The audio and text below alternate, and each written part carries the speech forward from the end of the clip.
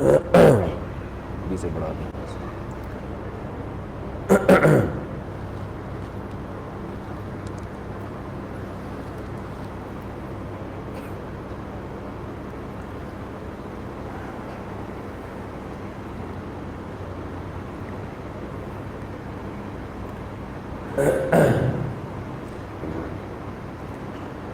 الحمد لله نحمده ونستعينه ونستغفره ونؤمن به ونتوكل عليه ونعوذ بالله من شرور أنفسنا ومن سيئات أعمالنا من يهده الله فلا مضل له ومن يضلل فلا هادي له ونشهد أن لا إله إلا الله وحده لا شريك له ونشهد أن سيدنا وحبيبنا وشفيعنا وسندنا محمدا عبده ورسوله صلى الله تعالى عليه وعلى آله وأصحابه وبارك وسلم تسليما كثيرا كثيرا.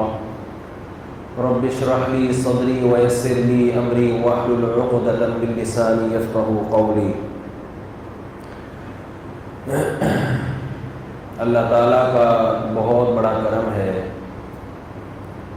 کہ ہماری مسجد الفلاحیہ کے زیر انتظام جو بنات کا مدرسہ ہے، خواتین کا مدرسہ ہے، اس میں آج ختم بخاری کی تقریب ہے، اور اسی عنوان سے آج میں آپ کے سامنے بات کروں گا. جو میرا بیان کی ایک ترتیب چل رہی ہے سورہ ملک کی، وہ اس ہفتے ہم نے اس کا ناغہ کیا ہے.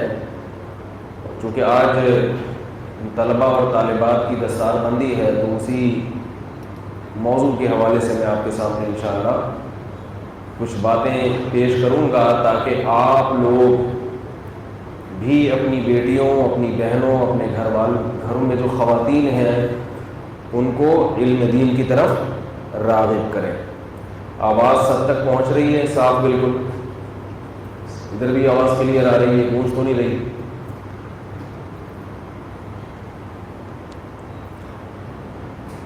اللہ تعالیٰ نے انسان کو جو دوسری مخلوق پر فضیلت دی ہے وہ علم کی وجہ سے دی ہے. پہلی بات میں یہ عرض کروں، یہاں سفید ریش علماء بھی نیچے بیٹھے ہوئے ہیں. مجھے اوپر بیٹھتے ہوئے بہت حقیقت ہے کہ شرم محسوس ہو رہی ہے. تو اگر بیان میرے ذمہ نہ ہوتا تو میں ہرگز ایسی گستاخی نہیں کرتا کہ مجھ سے بڑے بھی ہیں، عمر میں بھی زیادہ ہیں، علم میں بھی زیادہ، وہ نیچے بیٹھے اور میں کل کا بچہ ان کے سامنے اوپر بیٹھوں. تو یہ بڑی بے ادبی کی بات ہے. لیکن چونکہ بیان نیچے بیٹھ کے کروں گا تو پھر نہ مجھے آپ نظر آئیں گے اور نہ آپ کو میں نظر آؤں گا، تو پھر بات ہوتی نہیں ہے. تو اس مجبوری میں ایسی بے ادبی کرنی پڑ رہی ہے. اللہ تعالیٰ معاف فرمائے. اللہ نے انسان کو جو دوسری مخلوق پر فضیلت دی ہے، اس فضیلت کی وجہ کیا ہے؟ بولیں، میرے بیان میں بولنا پڑتا ہے، یہ بتا دوں پہلے. وجہ کیا ہے اس فضیلت کی؟ علم. اس علم کی دو قسمیں ہیں. ایک مادی علوم، سائنس ٹیکنالوجی کا علم جو یونیورسٹیوں میں پڑھایا جا رہا ہے. وہ علم حاصل کر کے آپ انجینئر بنتے ہیں، آپ ڈاکٹر بنتے ہیں، آپ سیاستدان بنتے ہیں. اس علم کی بھی اہمیت ہے، اس کی ہم اہمیت کے منکر نہیں ہیں، وہ بھی ضروری ہے. لیکن ایک اور علم بھی ہے. یہ وہ علم ہے جسے حاصل کرنے کے بعد آپ کو پتہ چل جاتا ہے کہ اللہ ہم سے کیا چاہتا ہے. بھائی سمجھ رہے ہیں؟ الحمدللہ. گردن ہلانی پڑے گی سمجھنے کے لیے. سمجھ میں آ رہے ہیں؟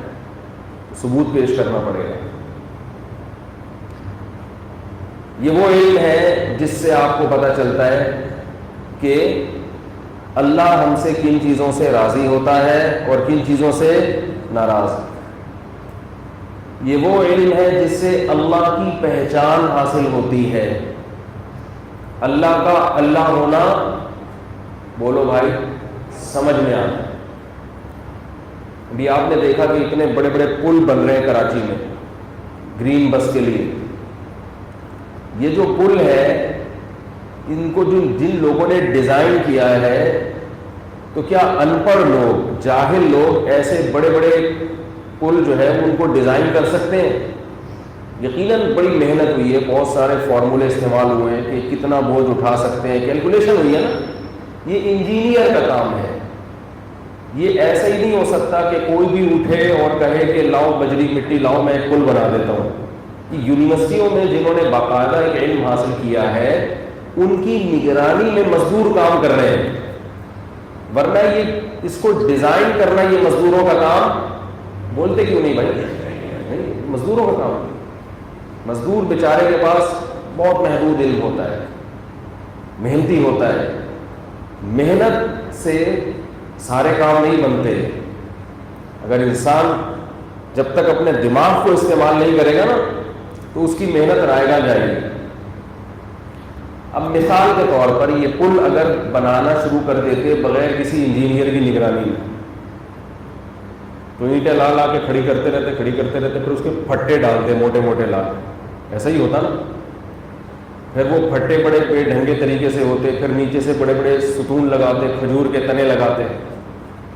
اس پہ سے جب پہلی دفعہ کوئی ٹرک گزرتا تو منتیں مانگتے لوگ کہ یہ سلامت کے ساتھ گزر جائے، کچھ پتہ نہیں یہ کیا ہونے والا ہے.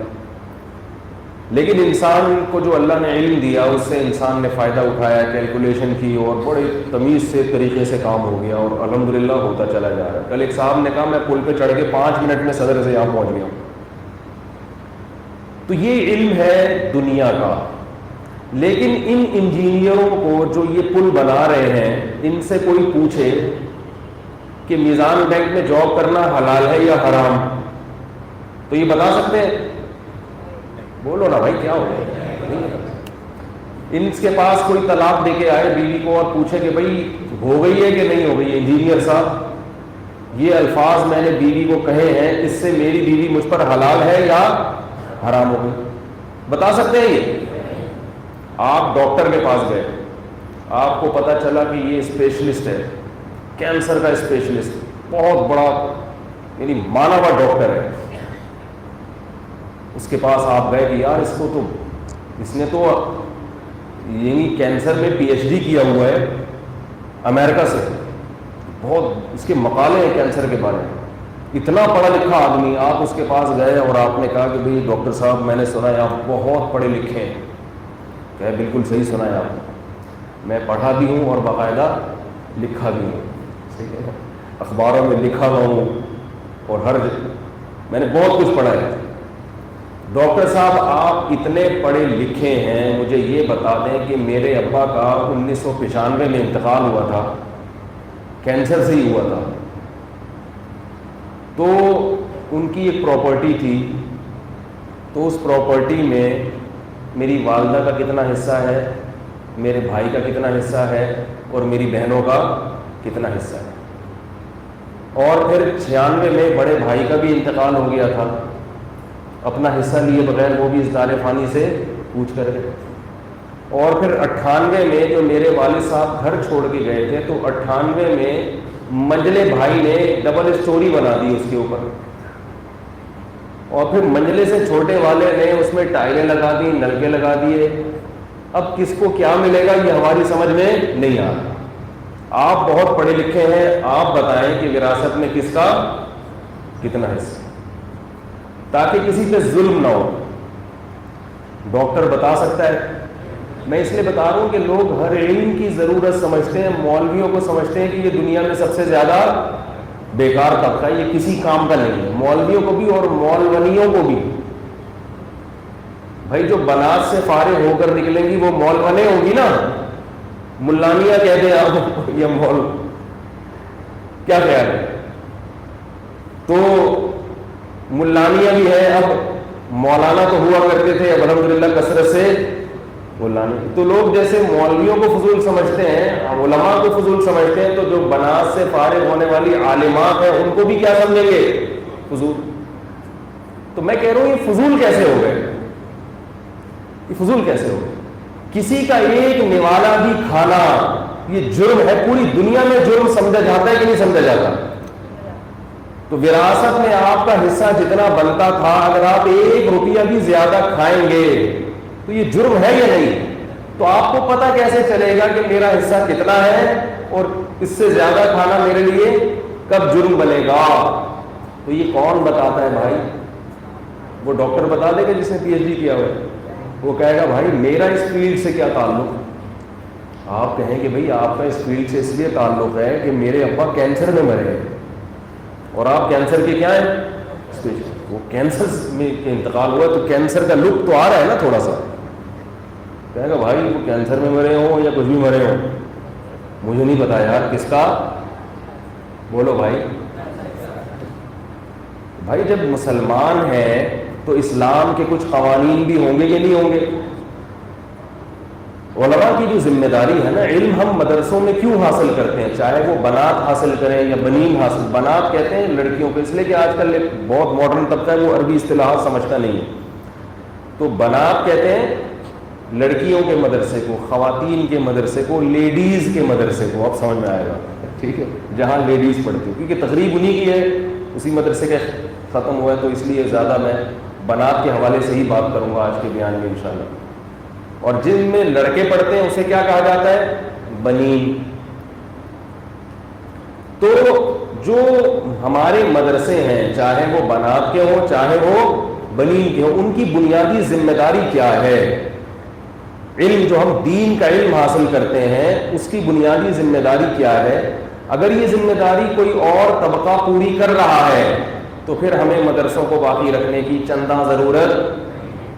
یہ چندہ کا لفظ جو مجھے یاد ہوا ہے نا، میں ایک دفعہ دور حدیث کے گھنٹے میں لیٹ پہنچا، تو ہمارے استاذ تھے بہت سخت اور اردو بڑی ادبی استعمال کرتے تھے وہ، تو میں جب لیٹ پہنچا تو میں کھڑا رہا، وہ مجھے بیٹھنے کی اجازت نہیں دے رہے، تو انہوں نے مجھے کہا کہ اب آپ کے آنے کی چندہ ضرورت نہیں ہے، آپ کے تشریف لانے کی چندہ ضرورت نہیں۔ تو مجھے ان کا جملہ بڑا اچھا لگا، تو مجھے وہ یہ لفظ اس سے جو ہے نا میرے لاشعور میں بیٹھ گئے، تو اس لیے میں ان استاذ سے محبت کا اظہار کہہ لیں یا یہ کہ ان کی یہ جملہ یاد رکھنے کے لیے میں یہ لفظ دہراتا ہوں۔ تو اگر وہ بنیادی ذمہ داریاں جو معاشرے کی بہت شدید ضرورت بھی ہے، وہ ذمہ داریاں مدرسوں کے علاوہ کوئی اور ادارہ اگر پوری کر رہا ہے تو بھائی پھر ان مدرسوں کو بند کر دینا چاہیے۔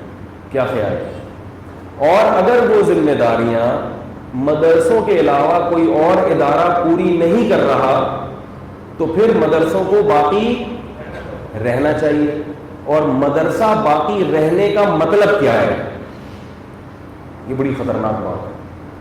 آپ کہیں گے مدرسہ باقی رہنے کا مطلب چل رہا ہے تو چلتا رہنا، یہی باقی رہنا ہے، یہ مطلب نہیں ہے۔ دیکھو آپ اپنے آپ کو باقی رکھنے کے لیے ایسے ہی اپنے آپ کو ڈھیلا چھوڑ دیتے ہو کہ میں باقی خود بخود باقی رہ جاؤں گا، یا کچھ کرنا پڑتا ہے؟ کیا خیال ہے؟ اپنے آپ کو باقی رکھنے کے لیے اپنے اوپر خرچہ کرنا پڑتا ہے کہ نہیں کرنا پڑتا؟ اپنے اوپر خرچہ کیے بغیر آپ باقی رہ سکتے ہیں؟ کیا خیال ہے بھائی؟ ہمارے ایک عالم تھے، مدرسے میں پڑھتے تھے، ان کا نام تھا عبد الباقی، بہت چھوٹا سا قد تھا اور بہت ہی چھوٹے سے دبلے پتلے سے تھے وہ۔ تو ایک قاری صاحب آئے ان کو پڑھانے کے لیے، پہلے وہ استاذ نہیں تھے، طالب علم تھے، تو وہ قاری حضرات نا بہت زور زور سے چکھواتے ہیں، وہ پہلے ہی بیچارے دبلے سے اور چھوٹا قد ان کا، تو وہ قاری ان سے کہتے تھے حلق سے نکالو، زور سے بولو۔ تو ہمارا ایک طالب علم تھا بڑا مزاحیہ، اس نے کہا مولانا عبد الباقی صاحب تھوڑے سے باقی رہ گئے ہیں، عبد الباقی تھوڑے سے باقی رہ گئے، یہ قاری صاحب ان کو تھوڑے سے جو رہے ہیں یہ بھی باقی نہیں بچیں گے، اتنا زور سے نہ چکھوائیں قاری صاحب، یہ جو تھوڑے سے باقی رہ گئے یہ بھی ختم ہو جائے۔ تو میں یہ عرض کر رہا ہوں کہ اپنے آپ کو باقی رکھنے کے لیے اپنے اوپر خرچہ کرنا پڑتا ہے کہ نہیں کرنا پڑتا؟ کیا خیال ہے؟ بغیر خرچے کے آپ باقی رہیں گے؟ صبح کھانے پہ خرچہ ہے، دوپہر کے کھانے پہ خرچہ ہے، رات کے کھانے پہ خرچہ، گھر ارینج کرنا ہے کہ رات کو سکون سے میں سو سکوں، بیماری ہو جائے گی تو علاج کا خرچہ۔ جعل اللہ لکم قیاما، قرآن کہتا ہے مال وہ چیز ہے جس سے اللہ نے تمہاری زندگی جوڑ دی ہے۔ کہ اس کے بغیر تم چل نہیں سکتے. وَلَا تُؤْتُوا السُّفَهَاءَ أَمْوَالَكُمُ الَّتِي جَعَلَ اللَّهُ لَكُمْ قِيَامًا. فرمایا بے وقوف بچوں کے حوالے ان کا مال مت کرو, وہ ضائع کر دیں گے, کیونکہ اس مال سے اللہ نے تمہاری زندگی کا قیام رکھا ہوا, اس سے تم یعنی اسی سے تمہاری زندگی چلتی ہے. بچوں کے حوالے کر دو گے تو وہ اڑا کے ختم کر دیں گے, باقی زندگی کیسے گزاریں گے. تو یاد رکھیے, اگر ہم اس بات کو مانتے ہیں کہ مدرسے کا باقی رہنا ضروری ہے, تو پھر یہ اس کی علامت ہے کہ ہمیں مدرسے کی بقا کے لیے دو کام کرنے پڑیں گے, کیونکہ مدرسہ دو طریقے سے باقی رہتا ہے. ایک طریقہ تو یہی ہے کہ کیا کرنا پڑے گا, بولو بھائی, خرچہ کرنا پڑے گا. دوسرا یہ کہ اپنے گھر سے کچھ افراد مدرسوں میں پڑھنے کے لیے, کیونکہ اگر خرچہ ہی کریں گے تو دیواروں پہ ہی خرچہ کرتے رہیں گے اور بندے اندر نہیں ہوں گے, تو وہ مدرسوں میں علم حاصل کیسے ہوگا. تو دو طرح سے بقا کرنی ہے, مدارس کو پیسے بھی دینے ہیں اور مدرسوں کو, بولو بھائی, افراد بھی دینے ہیں. اپنے گھر کی لڑکیوں میں سے بھی چند میں سے ایک لڑکی کو مدرسے کے لیے فارغ کریں. اب والدین کیا کرتے ہیں اپنی بیٹیوں, کیونکہ بنات کا مدرسے کی بات ہے نا, تو اس لیے میں زیادہ اسی کو فوکس کروں گا. لڑکیوں کے مدرسے میں ایسا ہو رہا ہے کہ جو بچیاں ذہین سمجھدار ہیں, یہ بہت ذہین ہے, یہ ڈاکٹر بنے گی, یہ بھی بڑی سمجھدار ماشاءاللہ بڑی ذہین بچی ہے میری, یہ کمپیوٹر میں آئی ٹی ڈپارٹمنٹ میں جائے گی, یہ کرے گی, یہ کرے گی, یہ کسی کام کی نہیں ہے, اس کو الفلاحیہ میں ڈال دیں, اس کو مفتی ظہیر صاحب سنبھال لیں گے. انہوں نے ایک ایدھی سینٹر کھولا ہوا ہے, ٹھیک ہے نا, قوم کی ایسی بیچاری بچیاں, اس کا یہ مطلب نہیں کہ یہاں ساری ایسی بچیاں پڑھتی ہیں, لیکن بعض والدین کی یہ سوچ ہوتی ہے. تو یاد رکھو, اگر آپ جس شعبے میں آپ باصلاحیت لوگ دو گے وہ شعبہ ترقی کرے گا, جس شعبے کو آپ کم صلاحیت والے بیکار لوگ دو گے تو وہ شعبہ اوپر جانے کے بجائے نیچے آئے, اس سے علم دین بدنام ہوگا. ایک مدرسہ تھا, انہوں نے ایک اسکول کھولا انہوں نے کہ بھئی یہ ہماری زیر نگرانی یہ اسکول چلے گا, اور انہوں نے کیا کر دیا کہ اس کو ٹرسٹ بنایا اسکول کو, اور یہاں بچے کیا پڑھیں گے, فری پڑھیں گے, غریب بچے ہوں گے اور فری میں ان کی پڑھائی ہوگی, اور ان کا کھانا بھی ہمارے ذمے, اور کوئی بچہ رات کو ٹھہرنا چاہے تو اس پہ بھی ہمارے ذمے. اس اسکول کا حشر کیا ہوا, حشر یہ ہوا کہ جو والدین اپنے بچوں کو سنبھال نہیں پا رہے تھے نا, چور تھے بچے, چور اچکے, گھنٹیاں بجا بجا کے بھاگنے والے ہوتے نا محلے میں, کچھ بچے تو گھنٹی بجاؤ, وہ ایک بچہ نا ایک گھنٹی بجانے کی کوشش کر رہا تھا, ہاتھ نہیں جا رہا تھا اس کا.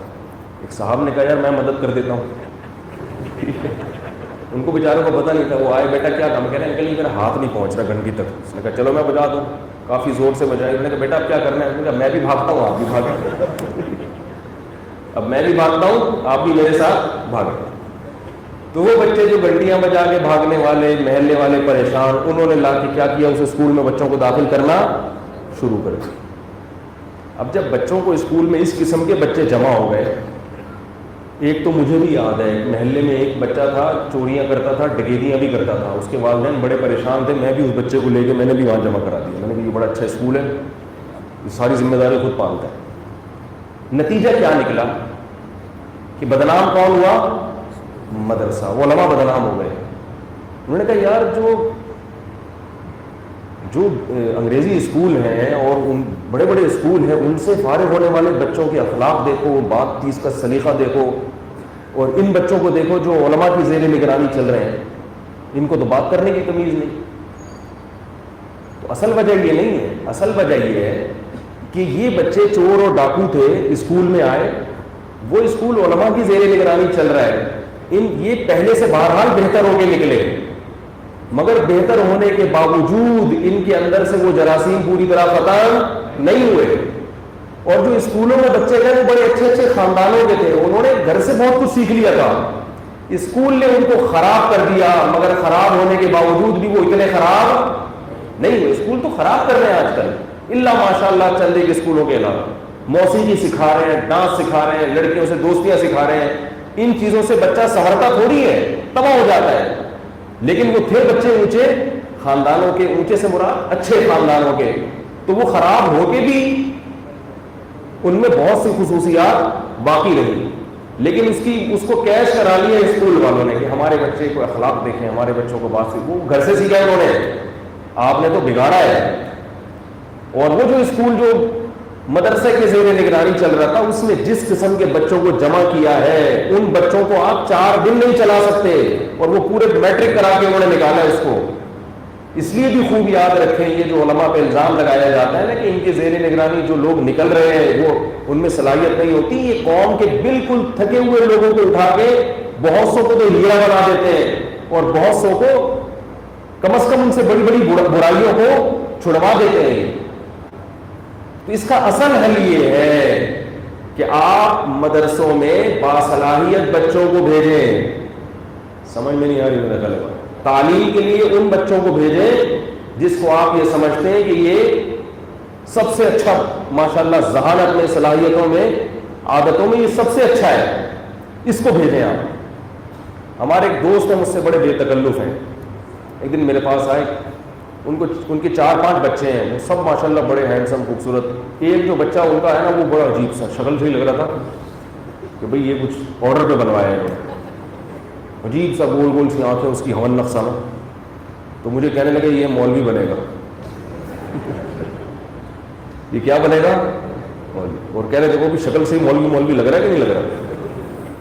میرے تو وہ شکل سے ہی لگ رہا ہے مولوی، تو اس کو میں مولوی بناؤں گا، بڑا سوٹیبل ہوگا. میں نے کہا یار ایسا نہیں کرو اللہ کے بندے، وہ جو بڑا والا ہے نا جو ذرا خوبصورت سا ہے اس کو بھیجو اس طرح. کہہ رہے نہیں ہوتا، وہ مذاق کر رہے تھے. تو میرے بھائی آپ کے خاندان میں جو لڑکیاں ہیں، جو آپ سمجھتے ہیں کہ یہ ذہین ہیں، باصلاحیت ہیں، ان میں صلاحیت ہے، ان بچیوں کو بھی آپ کیا کریں، مدارس کی طرف دیکھیں. پھر دیکھو وہ کیسا کام کرتی ہے. حضرت عائشہ رضی اللہ تعالی عنہ اس امت میں سب سے پہلی عالمہ تھی. اس امت میں خواتین میں عالمہ بننے کا اعزاز سب سے پہلے کس کو حاصل ہے؟ حضرت عائشہ. آدھا علم حضرت عائشہ نے پہنچایا ہے. آپ صلی اللہ علیہ وسلم کی اور بیویاں بھی تھیں، لیکن آپ صلی اللہ علیہ وسلم نے ان کو علم سکھانے میں زیادہ توجہ نہیں دی، کیونکہ ہر زوجہ میں الگ صلاحیت تھی، مگر ذہانت جسے کہتے ہیں نا مینٹل اپروچ، وہ کس کی اوپر تھی؟ حضرت عائشہ. وہ ذہین بہت تھی. یہ علم اگر بیوقوف لوگ حاصل کریں گے تو اس علم کا استعمال غلط ہوگا. عقل مند حاصل کریں گے، ذہین لوگ حاصل کریں گے، سمجھدار لوگ حاصل کریں گے تو علم کو صحیح جگہ پر رکھ سکیں گے. اس علم سے صحیح فائدہ ہوگا، لوگوں کو صحیح گائیڈ کریں گے. وہ حضرت عائشہ رضی اللہ تعالی عنہ اس قدر ذہین تھی، تبھی نبی صلی اللہ علیہ وسلم نے ان کی تربیت کی طرف توجہ زیادہ کیا. آپ یہ جانتے تھے کہ میرے دنیا سے جانے کے بعد علم کس کے ذریعے پھیلے گا؟ ان کے ذریعے. اور قرآن نے آیتیں نازل کر دی، وَإِذَا سَأَلْتُمُوهُنَّ مَتَاعًا فَاسْأَلُوهُنَّ مِنْ وَرَاءِ الْحِجَابِ. جب تم ان سے کوئی شرعی مسئلہ پوچھو تو پردے کے پیچھے سے. کیا مطلب؟ اللہ جانتے تھے کہ اب یہ وقت آنے والا ہے کہ پوری دنیا سے لوگ آئیں گے اور ان سے شرعی مسائل پوچھیں گے. تو حضرت عائشہ کس قدر ذہین تھی. یہ میں کیوں بتا رہا ہوں کہ ذہین بچیوں کو عالمہ بناؤ نا. کس قدر ذہین تھی. بڑے بڑے صحابہ بعض دفعہ حدیث کا مطلب حضرت عائشہ سے پوچھتے تھے. ایک مرتبہ رسول اللہ صلی اللہ علیہ وسلم نے ایک حدیث پیش کی، میں اس حدیث میں نہیں جاؤں گا، بڑا بات لمبی ہو جائے گی. حضرت عمر اس حدیث کا مفہوم اپنے حساب سے سمجھے اور لوگوں کو بتانے لگے. حضرت عائشہ نے فرمایا رحم اللہ عمر ما فہم قول رسول اللہ صلی اللہ علیہ وسلم کما قال. فرمایا اللہ عمر پر رحم کرے، نبی کی بات کا مطلب ہی نہیں سمجھا.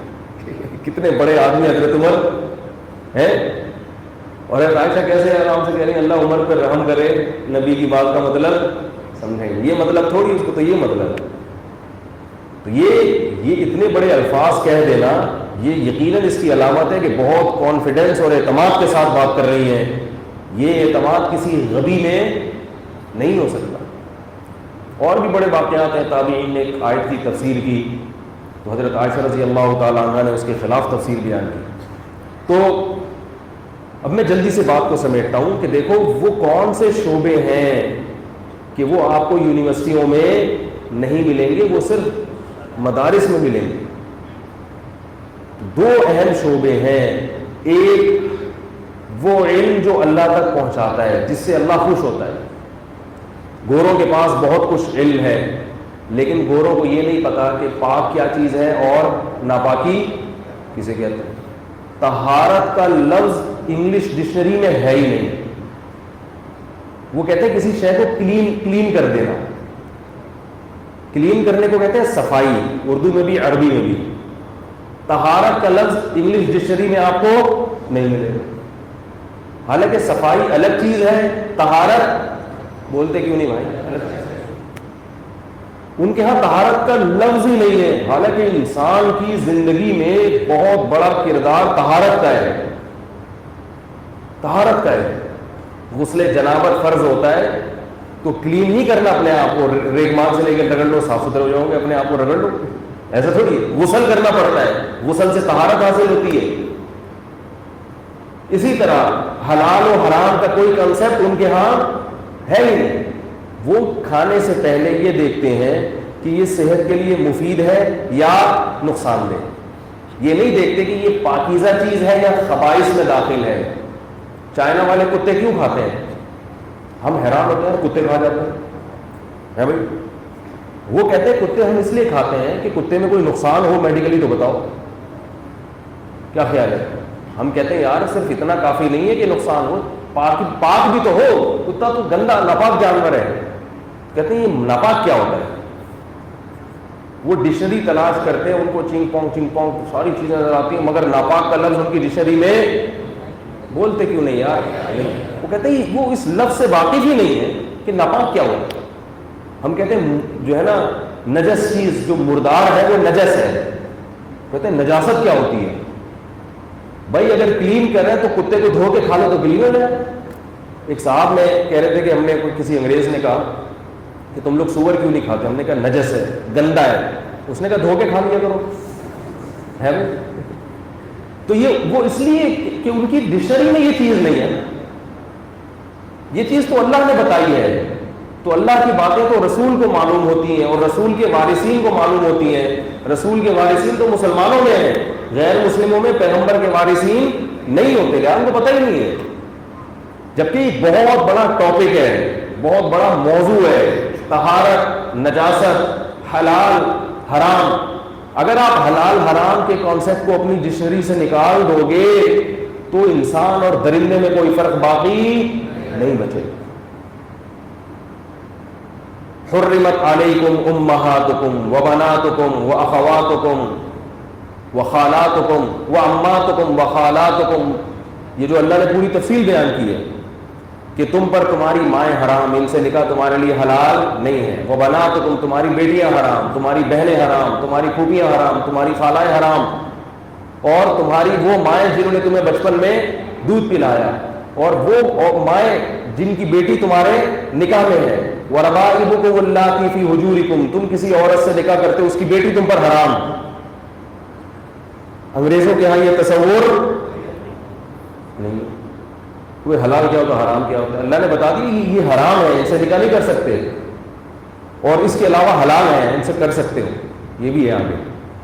آپ لوگ سمجھتے ہیں کہ ان کے علاوہ سے نہیں کر سکتے، جبکہ پوری آیت یوں ہے احل لکم ما وراء ذالکم۔ تو یہ حلال حرام کا جو تصور ہے یہ آپ کو فزکس پڑھنے سے پتہ چلے گا۔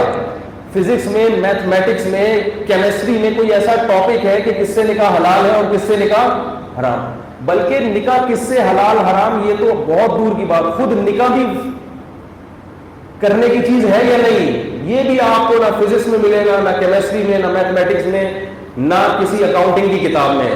کیا خیال ہے بھائی؟ ملے گی یہ چیزیں؟ کہیں بھی نہیں ہے۔ تو یہ بہت اہم امپورٹنٹ علوم ہیں جن کا سیکھنا ہم پر فرض ہے، اور یہ کہاں سکھائے جاتے ہیں؟ مدارس میں سکھائے جاتے ہیں۔ تو اس لیے مدارس کی ضرورت ہے اور ہمیں مدارس کو آباد رکھنا ہے، کیونکہ انسان کو انسان بننے کے لیے ان علوم کا سیکھنا ضروری۔ پھر حقوق کی ایک فہرست ہے، آپ کے باپ کے آپ پر کیا حقوق ہیں، آپ کی ماں کے آپ پر کیا حقوق ہیں۔ کسی فزکس کی کتاب میں لکھا ہوا ہے کہ ماں کے کیا حقوق ہیں اور باپ کے کیا حقوق ہیں؟ ارے بولتے کیوں نہیں یار آپ؟ کیمسٹری کی کسی کتاب میں آپ نے پڑھا کہ پانی کا فارمولہ یہ ہے اور ماں کے حقوق پر ایک حاشیہ نیچے لکھا ہو کہ یہ پانی کا فارمولہ ہے اور یہ اس سے پانی بنتا ہے اور اس سے جو پانی بنے گا تو دن میں اتنی دفعہ آپ کو وہ پانی اپنی امی کو پلانا پڑے گا؟ کہیں لکھا ہوا ہے؟ میتھ کی کوئی کتاب میں لکھا ہوا ہے؟ اس میں تو کیلکولیشن ہے، یہ کرو تو یہ جواب آئے گا، یہ کرو تو یہ جواب آئے گا. تو باقی ماں بات کرے تو ماں کے کیا حقوق ہیں، ماں سے کیسے پیش آنا ہے، ابا سے کیسے پیش آنا ہے، دادا سے کیسے پیش آنا ہے، دادا اماں اگر آپ کو نماز میں پکاریں تو نماز توڑ کے جواب دینا ہے کہ نہیں دینا، ان چیزوں کا ان علوم سے کوئی تعلق نہیں ہے. اسی وجہ سے گورے اپنے والدین کو بڑھاپے میں اولڈ ہاؤس میں. ابھی پرسوں امریکہ سے کسی خاتون کا فون آیا، انہوں نے مجھے بتایا کہ ہماری والدہ ہاسپٹل میں ایڈمٹ تھیں یو ایس اے میں. کہہ رہے ہم چلے گئے ان کی، کیونکہ ہماری والدہ تھی، ہم ہی ہاسپٹل لے کر گئے تو سارے پوتے نواسے اور سب آ گئے، تو اور بھی بوڑھے دوسرے چارپائیوں پہ لیٹے ہوئے تھے، بوڑھے بھی بوڑھیاں بھی. وہ حیران ہو رہے تھے کہ یہ بوڑھی کتنی خوش قسمت ہے، اس کو اتنے بیٹھے ہوئے اتنے آرام سے اس کی خدمتیں ہو رہی ہیں، کوئی پاؤں دبا رہا ہے. کہہ رہے ہسپتال کے عملے نے ہمیں الگ سے ایک کمرہ دے دیا کہ بھائی اس خاتون کے ساتھ بہت لوگ ہیں. کہہ رہے جب والدہ کی ڈیتھ ہوئی ہے، انتقال ہوا ہے، اتنا رونا دھونا ہوا کہ وہ بڈھے حیران ہو رہے تھے کہ بھائی یہ اتنا روتے ہیں اپنے والدین کے مرنے پر، اور پوتے نواسے بھی رو رہے ہیں دادی نانی کے مرنے پر. وہ بڑے حیران ہو رہے تھے. اس لیے حیران ہو رہے تھے کہ ان کے علوم انہیں جو کتابیں پڑھائیں ان کے ہاں دینی مدارس، یا صاف لفظوں میں یہ کہنا چاہتا ہوں کہ انگریز کے پاس سب کچھ ہے، مولوی نہیں ہے. نہیں آ رہی میرا خیال ہے، انگریز کے پاس دنیا کی ہر چیز ہے سوائے مولوی کے، اور آپ کے پاس کچھ بھی نہیں ہے سوائے مولوی کے، اور آپ مولوی کی مخالفت کر کر کے اس کو بھی معاشرے سے نکالنا چاہتے ہیں. میں دیکھتا ہوں کبھی کبھار کلپ بھیجتے ہیں لوگ جو ٹی وی پہ مختلف قسم کے بڑے زہریلے اینکر ہیں، علماء کے خلاف بہت بھونکتے ہیں. وہ کہتے ہیں ان علماء نے ترقی سے روکا، ان علماء نے. اصل بات یہ ہے کہ وہ علماء کو اگر معاشرے سے نکال لو گے نا تو ترقی جتنی ہو رہی ہے نا اتنی بھی نہیں ہوگی. میں نے کچھ دن پہلے اسکول کے بارے میں کچھ فزکس کیمسٹری کی اپنی مثالیں دی سادہ سادہ، تو لوگ یہ سمجھ رہے تھے کہ میں اسکولوں کے خلاف تقریر کر رہا ہوں. میں اسکولوں کے خلاف تقریر نہیں کر رہا تھا. میں نے اس بیان میں یہ ثابت کیا تھا کہ آپ خود اپنے اسکولوں کے سسٹم کو صحیح نہیں کر رہے، اور الزام کس پہ ڈالتے ہو؟ مولوی بیچارہ کب کہہ رہے کہ اسکول بند کر دو یا بچے کا اسکول میں بھیجنا حرام ہے؟ وہ کب کہہ رہے بیچارہ؟ آپ کا اپنا اسکولنگ سسٹم ہی صحیح نہیں ہے. آج جامعۃ الرشید کی سالانہ کانوکیشن ہے، تو ہمیں نہیں پتا تھا، تو اس لیے یہ پہلے بیان طے ہو گیا یہاں پہ، ورنہ وہ آج سالانہ کانوکیشن ہے. مغرب کے بعد میں اس میں شریک تھا. اس میں بی بی سی کے نمائندے ہیں نا رحیم اللہ یوسف زئی، وہ بڑی زبردست بات کر رہے تھے. کہہ رہے میں نے مدارس کا سروے کیا، مدارس میں نے نقل نہیں دیکھی، مدارس میں نے نہیں دیکھا کہ پیسے کھلا کے کسی کو پاس کر لیتے ہو. یہ کرپشن تو آپ کے اداروں میں ہے، اس وجہ سے آپ ترقی نہیں کر پا رہے ہیں. تو اس میں اگر آپ نے باقی چیزیں بھی آپ کے پاس نہیں اور مولوی کو بھی معاشرے سے نکال دو گے تو آپ نہ دین کے رہو گے نہ دنیا، کچھ بھی نہیں رہے گا. ابھی کم از کم تھوڑے تھوڑے چلو غربت ہے مہنگائی ہے، ابا کو تو گھر میں رکھتے ہو نا، کیا خیال ہے؟ غربت ہے مہنگائی ہے ترقی نہیں ہو رہی، لوڈ شیڈنگ ہے، بڑھاپے میں آپ کو یہ تو اطمینان ہے نا کہ میرے بچے مجھے گھر سے نکالیں گے نہیں. جب ملت فین ہمت فین چلائیں گے تو ایک پنکھا میرے اوپر بھی کر دیں گے، ورنہ لوڈ شیڈنگ بھی ہوگی اور گورا بننے کی کوشش کی تو ابا اماں بھی بڑھاپے میں گھر سے نکلیں گے. تو حقوق کی ایک فہرست ہے، کس کے کیا حقوق ہیں، رشتہ داروں کے کیا حقوق ہیں. یہ پوری تفصیل کہاں ہے میرے بھائی؟ مدرسوں میں. اچھا ایک آخری بات کر کے میں بات کو ختم کرتا ہوں کیونکہ آج وقت کم ہے، وہ علماء بیٹھے ہوئے ہیں، یہ سب حضرات مصروف ہیں. اب ایک بات یاد رکھو کہ صحیح علم چاہے وہ لڑکیوں کو پڑھایا جا رہا ہو یا لڑکوں کا، وہ صرف دینی مدارس ہی میں ہے. میں یہ نہیں کہہ رہا کہ دوسرے اداروں میں علم نہیں ہے، علم ہے، مگر اس میں چھانٹی کرنا بڑا مشکل ہو جاتا ہے کہ صحیح کیا ہے اور وہ ملغوبہ بنا کے پیش کر رہے ہیں.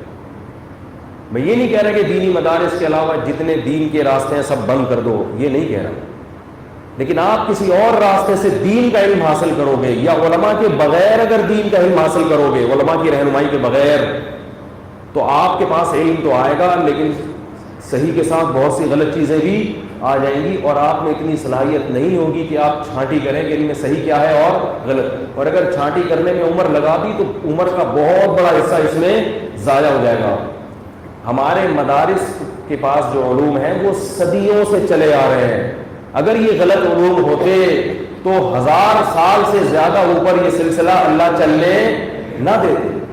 پوری دنیا میں آپ جا کے دیکھیں، پوری دنیا میں مدارس کا کردار ہے، اور ہزاروں سال سے اسی سے بڑے بڑے علامے پیدا ہوئے ہیں، بڑے بڑے مصنفین پیدا ہوئے ہیں، بڑے بڑے خطیب پیدا ہوئے ہیں، بڑے بڑے مشائخ اور بزرگ پیدا ہوئے ہیں۔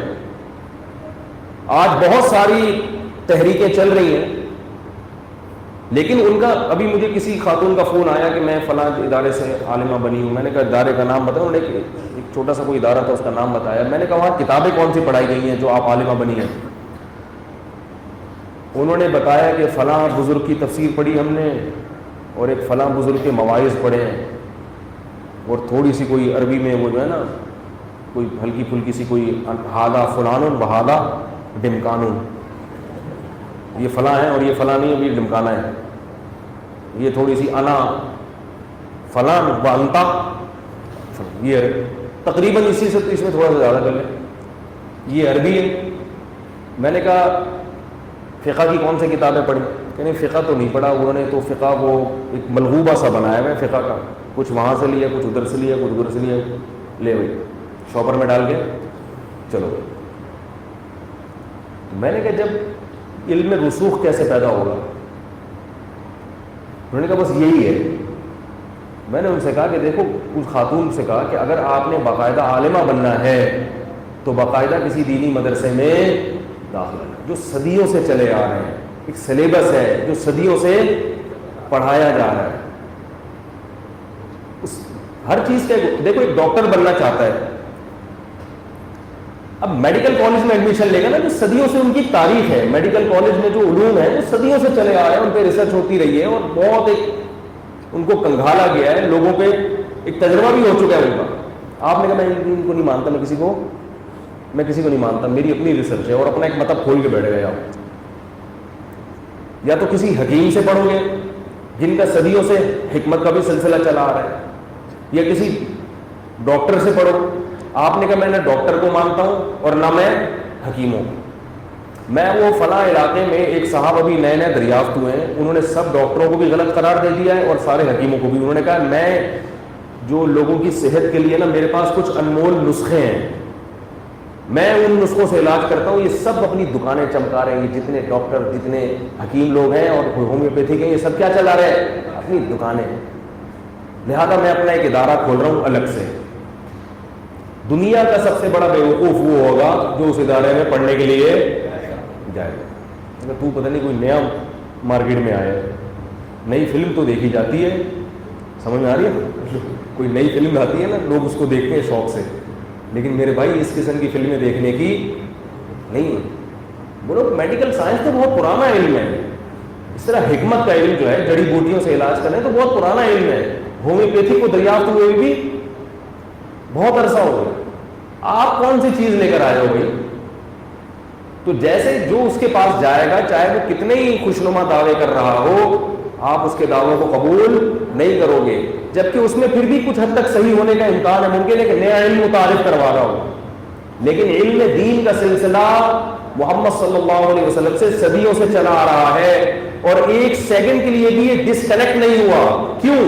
اس پر صحیح حدیث موجود ہے، لا یجتمع امتی علی ضلالۃ، کیا مطلب ایک سیکنڈ کے لیے بھی امت جو ہے نا گمراہی پہ جمع نہیں ہو سکتی۔ اس 1400 سال کے عرصے میں ایک سیکنڈ بھی امت پر ایسا نہیں آیا جس میں کسی زمانے میں سب لوگ گمراہ ہو جائیں۔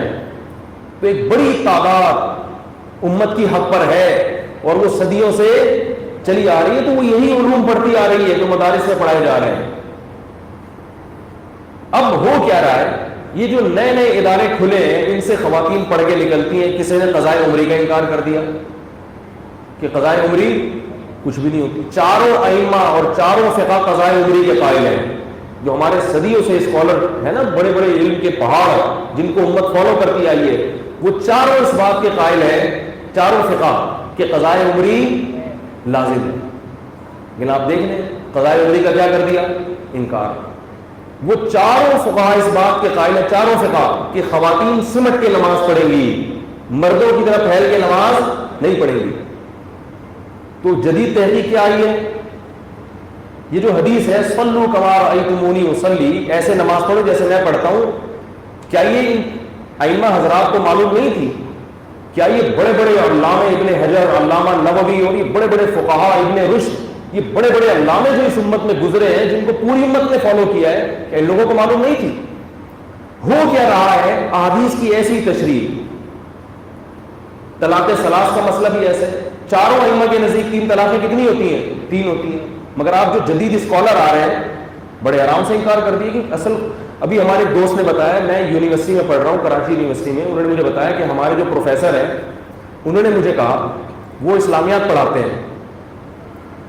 میں کسی پروفیسر کا منکر نہیں ہوں بھائی، بہت سے اچھے پروفیسر بھی ہیں، یہ ایک کا مطلب یہ نہیں کہ سارے اسلامیات کے پروفیسر معاذ اللہ غلط ہیں، لیکن جب علم میں پختگی نہیں ہوتی تو پھر یہ ہوتا ہے.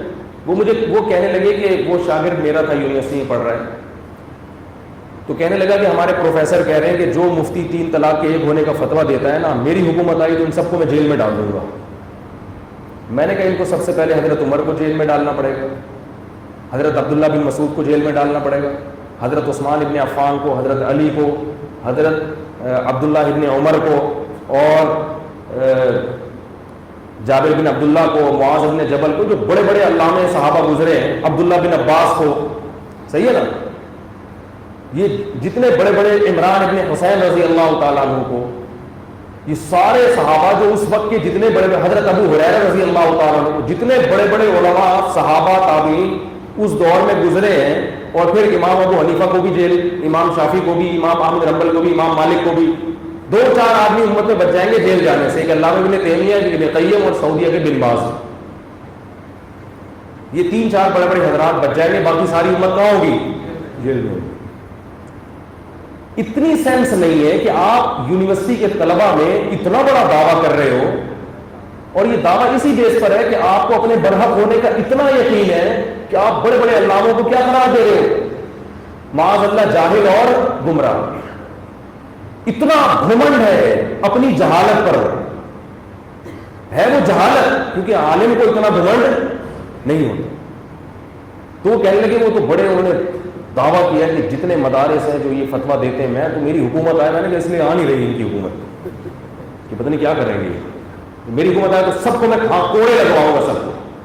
اتنا بڑا دعویٰ کیا. تو وہ طالب نے مجھے کہا کہ آپ اگر چلیں یونیورسٹی میں آپ کی بات کرا دوں. میں نے کہا میں بات کروں گا، لیکن جن طلبہ کے سامنے انہوں نے یہ دعویٰ کیا ہے نا اور علماء کا مذاق اڑایا ہے، وہ تمام طلبہ موجود ہوں گے، پھر میں 3 طلاق کے مسئلے پر ان سے بات کر کے ان کا تکبر انشاءاللہ خاک میں ملاؤں گا. کہ آپ جو اپنے آپ کو علماء سے مستغنی سمجھتے ہو، آپ اس میں ہو زیرو، اور بننے کی کوشش کیا کر رہے ہو؟ زیرو. کچھ بھی نہیں آتا آپ کو. کچھ چند سال علماء کی جوتیاں سیدھی کریں تاکہ آپ کا تکبر ٹوٹے، پھر اللہ علم کے دروازے آپ پر کھولے گا.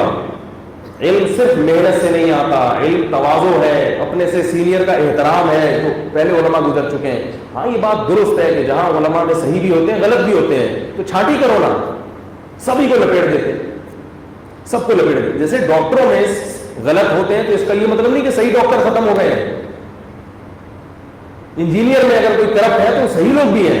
تو اسی طرح میرے بھائی مولویوں میں اگر فرقہ پرست ہیں، 2 نمبر ہیں، تو صحیح بھی ملیں گے آپ. تو میں عرض کر رہا تھا کہ وہ کوئی سلیبس ہی نہیں ہے، کوئی اصول ہی نہیں ہے. اصول فقہ پڑھایا جاتا ہے مدارس میں. اصول فقہ کا فائدہ کیا ہوتا ہے؟ آپ کو پتہ چلتا ہے کہ فقہائے کرام نے جو قرآن اور سنت سے مسائل استنباط کیے، نکالے، ان کے اصول اور ضابطے کیا تھے. اب ایک آدمی مجھے کہنے لگا یہ حدیث بخاری میں ہے، تو میں نے کہا میں جو حدیث پیش کر رہا ہوں وہ مسلم میں ہے. تو انہوں نے کہا بخاری کی اہمیت مسلم سے زیادہ ہے.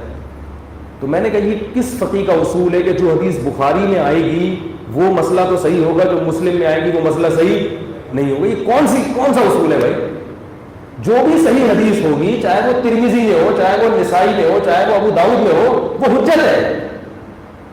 میں نے کہا امام ابو حنیفہ کا یہ اصول ہی نہیں ہے کہ جو بخاری کی حدیث ہے اس کو، اگرچہ بخاری امام ابو حنیفہ کے بعد پیدا ہوئی ہے، لیکن ان کا یہ اصول ہی نہیں ہے کہ جو اس معیار پہ اترے گی وہ سب سے پہلے اس حدیث کو لیتے ہیں جو قرآن کے اپوزٹ نہ ہو. ان کا یہ اصول ہے، یہ اصول ہے. کہتے ہیں قرآن متواتر ہے، اس کے الفاظ میں ایک ذرہ برابر بھی تبدیلی نہیں ہوئی ہے، لہذا اگر قرآن کے خلاف کوئی حدیث جا رہی ہوگی چاہے وہ بخاری ہی کی ہوگی، اس حدیث میں تعویل کی جائے گی. اور آپ کر رہے ہیں بخاری کی حدیث لے کے قرآن کی آیت میں تعویل کر رہے ہیں. مجھے کہنے لگے کہ آپ بخاری کی حدیث لے رہے ہو اور جناب بخاری کی حدیث کو رد کر رہے ہو، بخاری تو سب سے صحیح ترین کتاب ہے. میں نے کہا آپ اللہ کی آیت کو رد کر رہے ہیں بھائی. کہہ رہے میں رد نہیں کر رہا، میں اس کا یہ مطلب بیان کر رہا ہوں. تو ہم نے کہا ہم بھی بخاری کو رد نہیں کر رہے، اس کا یہ مطلب بیان کر رہے ہیں. قرآن کو ظاہر پر رکھ کر بخاری کی حدیث میں تعویل کر رہے ہیں، آپ بخاری کو لے کر قرآن میں تعویل کر رہے ہیں. اگرچہ بعض علماء کا یہ بھی مذہب ہے، اہل ظاہر جو تھے امام شافعی کا یہی مذہب ہے، وہ صحیح حدیث کو لیتے ہیں قرآن کی آیت میں تعویل کرتے ہیں، لیکن امام حنیفہ کا اصول اس کے بالکل اپوزٹ ہے. تو ہمارے لیے سب قابل احترام ہے، لیکن یہ جو نیا طبقہ پیدا ہو رہا ہے ان کے اندر خامی کیا ہے کہ اپنے آپ کو سب سے فنٹر سمجھنا، کیونکہ انہوں نے نہ اصول فقہ پڑھا ہے، نہ ان کو فقہا کے مسائل استنباط کرنے کا فن معلوم ہے. پھر یہ بھی ان کو نہیں پتا کہ دلیل کس سے مانگی جاتی ہے. یہ جو آتا ہے نا کہ قضاء عمری واجب نہیں ہے، لوگ ہم سے پوچھتے ہیں کہ قضاء عمری کے واجب ہونے کی دلیل کیا ہے. میں کہتا ہوں، میں ان سے کہتا ہوں کہ نمازیں جب زیادہ جمع ہو جائیں تو وہ بغیر قضا کے معاف ہو جاتی ہیں. اس کی دلیل کیا ہے؟ دلیل آپ کے ذمہ ہمارے ذمہ نہیں ہے، کیونکہ صحیح حدیث ہے البینۃ علی المدعی، جو شخص دعویٰ کرتا ہے دلیل اس کے ذمہ ہوتی ہے. ہم قرآن و حدیث میں ہم دیکھتے ہیں نبی کی سیرت میں جب بھی نبی کی نماز قضا ہوئی ہے آپ نے قضا پہلے پڑھی ہے اور ادا بعد میں پڑھی ہے. اب غزوہ خندق میں نبی کی 4 نمازیں قضا ہوئی ہیں، کیونکہ اس وقت یہ پتہ نہیں تھا کہ جنگ کی حالت میں کیسے نماز پڑھتے ہیں، اس لیے قضا ہو گئی. بعد میں آیتیں نازل ہوئی کہ جنگ میں بھی نماز قضا کرنے کی اجازت نہیں ہے، اور پھر تو 4 نمازیں قضا ہوئی تو نبی نے ان 4 کو پہلے پڑھا ہے پھر وقتی نماز پڑھی ہے. اب ہم یہ کہتے ہیں کہ جب 4 نمازیں نبی سے قضا ہوئی، نبی نے صرف توبہ کو کافی یا استغفار کو کافی نہیں سمجھا، باقاعدہ قضا پڑھی ہے. تو اگر یہ 4 کے بجائے 4000 بھی ہو جائے تو بھی پہلے قضا پڑھی جائے گی. آپ کہتے ہو کہ یہ 4 کی تو قضا ہے، 4000 ہو جائے تو قضا نہیں ہے، تو آپ کوئی صحیح حدیث پیش کرو. ہم سے حدیث مانگ رہے ہیں، یہ کیوں مانگ رہے ہیں؟ ان کو فقہا کے اصول معلوم نہیں ہے. کچھ ادھر سے کوئی ریڈیو پہ کچھ سن لیا، کسی کا درس کچھ وہاں سے سن لیا، کوئی سعودی عرب کا کوئی عربی میں فتویٰ پڑھ لیا، عربی میں ہے یہ، سبحان اللہ، عربی کی سے متاثر ہو گئے، اور یہ لال رومال ہے ان کا، یہ مکہ سے خطاب کر رہے ہیں. یہ دلیل ہے کہ ان کے برحق ہونے کی. مکہ میں بڑے بڑے علامے موجود ہیں میں مانتا ہوں، لیکن مکہ میں بڑے بڑے مکھنچو بھی ہیں، ہر طرح کے لوگ ہیں، مدینہ میں بھی مکہ میں بھی ہر جگہ ہر طرح کے لوگ ہوتے ہیں.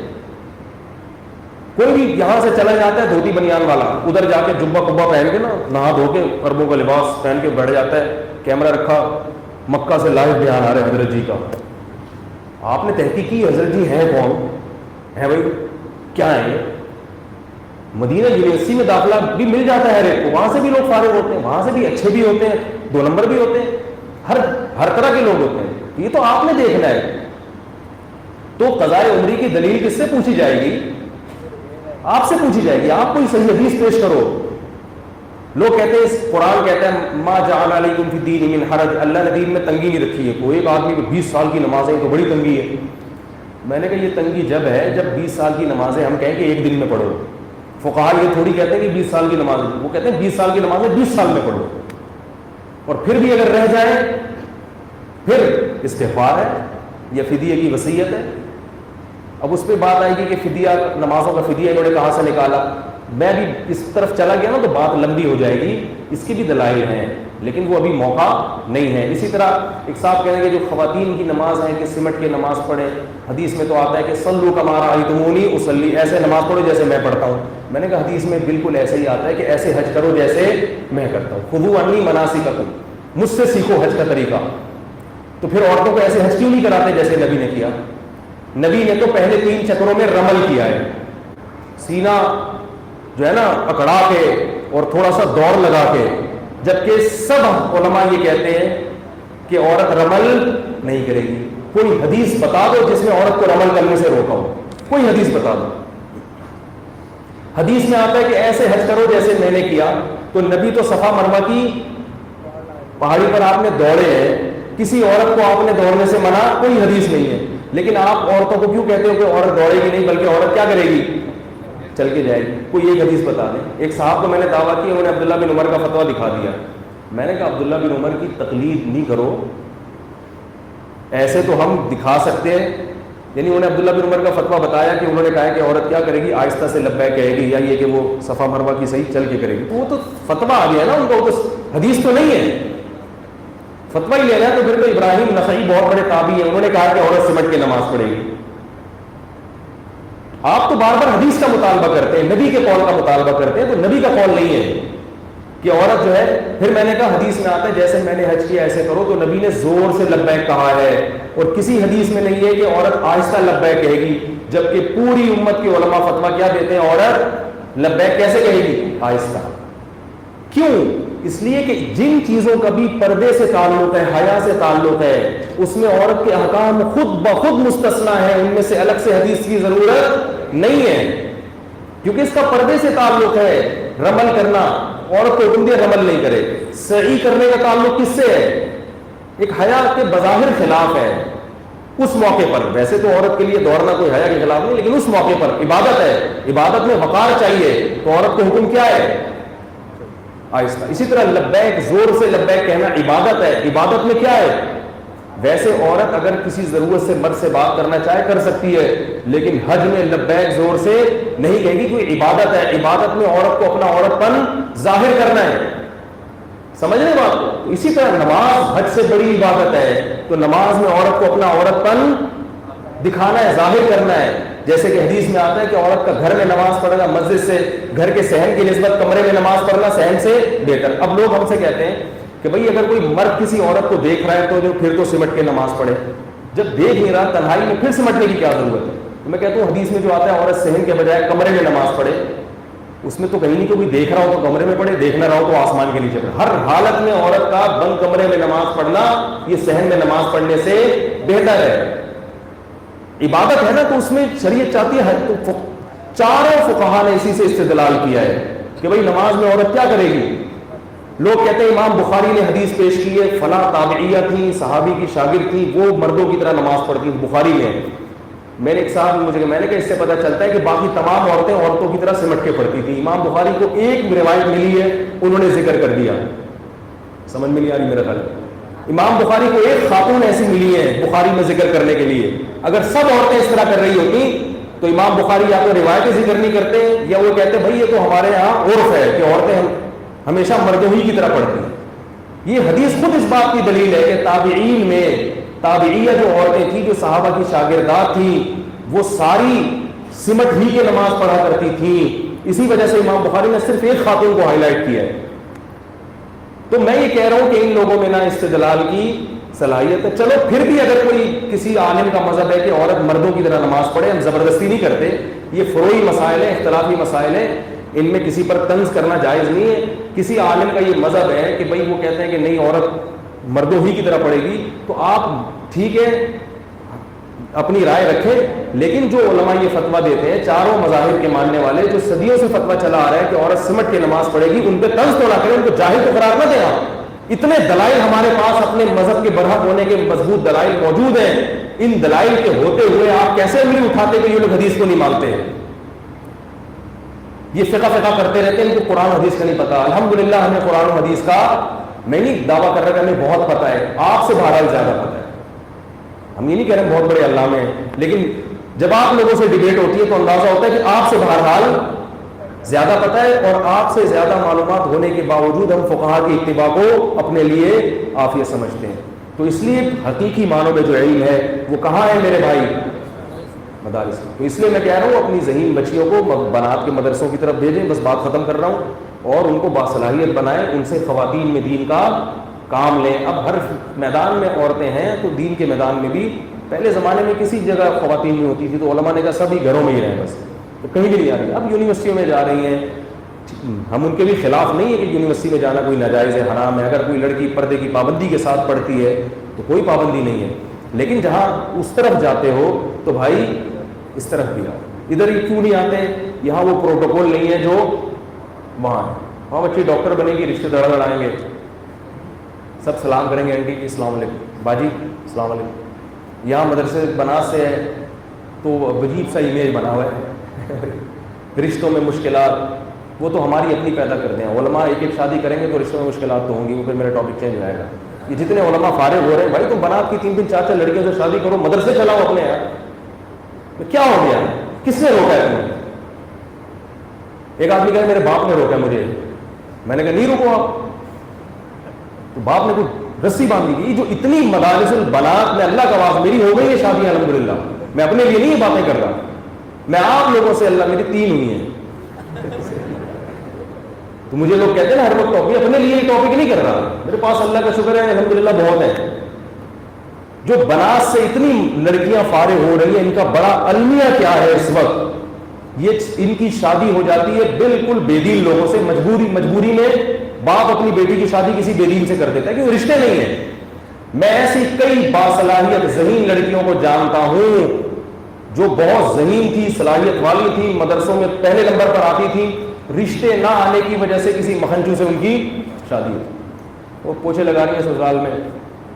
صبح شام گھر کے کام کرنا تو عبادت ہے، لیکن کچھ دوسرا کام بھی تو کرو بھائی. جس کے لیے فارغ کیا اپنے آپ کو، کچھ بھی.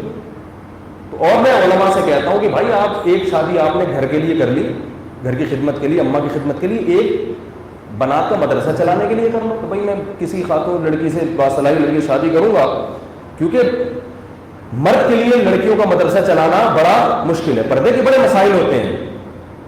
تو بھائی میں ایک شادی یہاں کروں گا، وہ گھر کے کام کاج کی نہیں ہے.